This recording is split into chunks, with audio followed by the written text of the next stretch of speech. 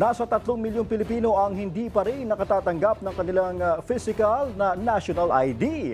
Pero kanina, inilunsad po ng gobyerno ang digital version nito na pwede nang ma-access ng mga rehistrado sa PhilSys. Ayon naman sa Philippine Statistics Authority, maaari na itong magsilbing valid proof of identification para sa government at banking transactions.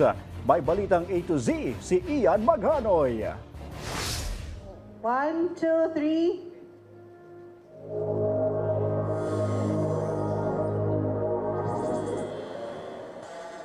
Inulunsad na ng Philippine Statistics Authority at Department of Information and Communications Technology ang Digital National ID. Maaari itong ma-access sa website na nationalid.gov.ph. Pwede rin itong ma-download sa App Store o Play Store. Parte ng security features nito ang demographic information at facial verification. Encrypted ang mga impormasyon nito para makaiwas sa hacking ayon sa DICT. And aside sa cybersecurity, of course, we have to fortify that.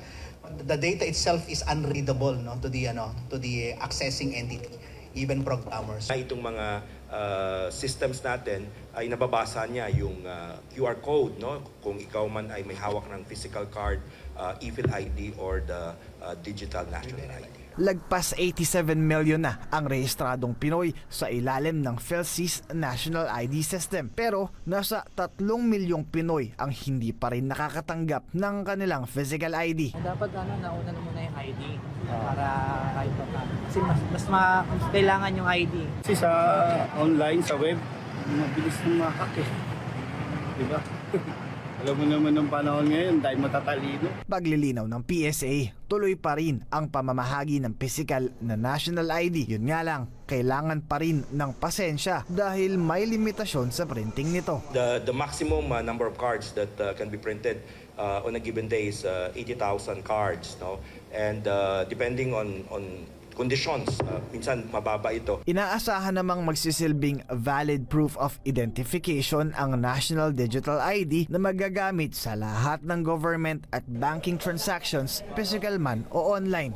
So imagine, pupunta ka later on sa iba-ibang ahensya, di ba? Kailangan ka mag-physical presence doon. And you have to go there to magpi-fingerprint ka na naman ulit, tama?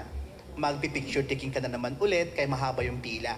So yung automation process, ito po yung na-ready ngayon ng PSA at DICT. Paalala ng mga otoridad, wag na wag ibibigay ang impormasyon at credentials ng account sa iba para hindi ma-hack ang inyong National Digital ID. Para sa Balitang A to Z, Ian Maghanoy.